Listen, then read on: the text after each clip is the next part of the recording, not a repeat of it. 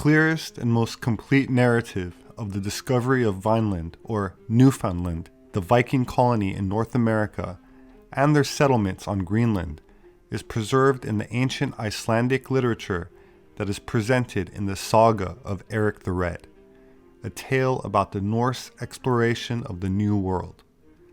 Thought to have been written in the 13th century, the story takes place in the 10th century and is laid out in two manuscripts in somewhat different versions, which is also similarly documented in the Greenland saga.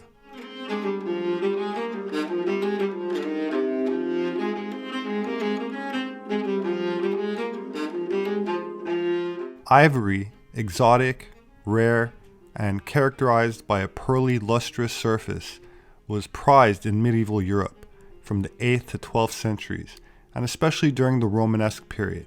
Ivory was used largely in the creation of precious book covers, as well as objects used in the service of the church, ranging from holy water buckets to ornamental plaques for ecclesiastical furniture. During the Gothic period, a new range of ivory object types appeared, with scenes in low relief that unfolded for private meditation, and luxury objects for personal use, such as combs, mirrors, writing tablets, and caskets. The golden age of Gothic ivory carving spanned a century and a half, from about 1230 to 1380, at which point the supply of ivory to Northern Europe started to dwindle. Ivory tusks are most commonly obtained from elephants, but when elephant ivory was scarce and expensive, walrus tusks were frequently used as a substitute, and their narrow form was ideally suited to making gaming pieces. Because the supply of walrus ivory was relatively continuous in Northern Europe throughout the Middle Ages, the forms of gaming pieces are fairly consistent, but even this supply had its limit.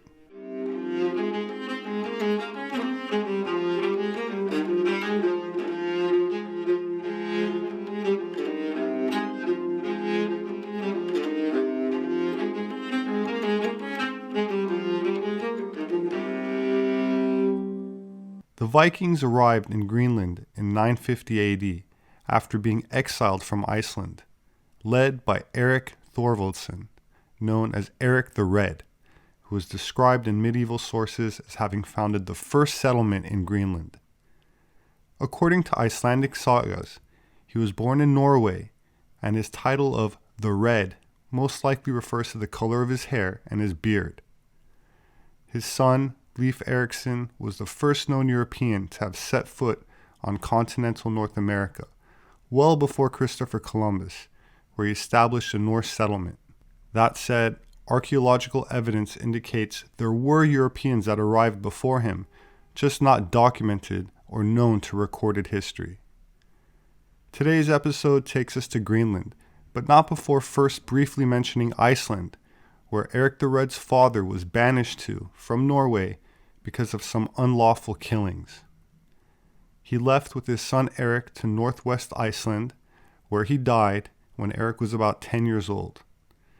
As he grew older, Erik was also exiled by the Icelanders for 3 years, also for a killing, which, according to the sagas, was in retaliation to his neighbor for the killing of some of his slaves.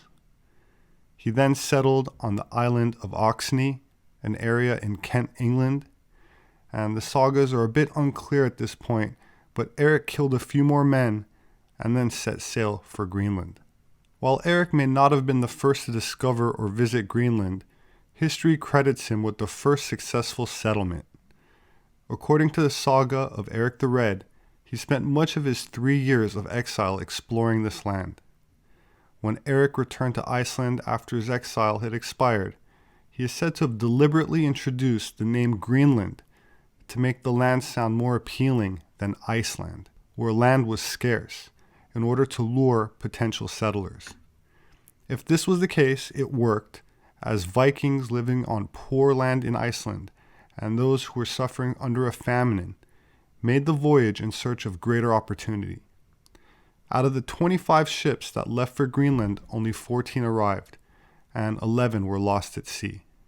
They established settlements on the southwest coast the only area suitable for farming, and during the summers, when the weather favored travel more, they would send men up above the Arctic Circle for food and other valuable commodities, such as seals, which they used for rope, and ivory from the walrus tusks. The settlements grew to around 5,000, with groups immigrating from Iceland arriving over the following decades.